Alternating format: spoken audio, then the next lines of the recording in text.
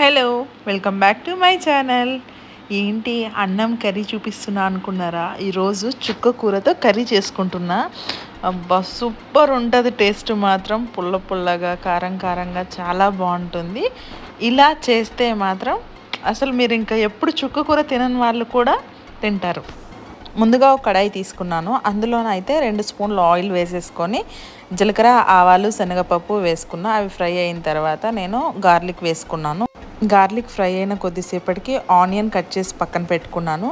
So అవి కూడా వేసేసాను ఇందులోన. ఆనియన్ ఫ్రై అయిన కొద్దిసేపటికి నేను టొమాటోస్ వేసిన తర్వాత టొమాటోస్ మెత్తగా అయిన తర్వాత నేను చుక్క కూర కడిగి చాప్ చేసి పెట్టుకొని ఇందులో వేసేసాను.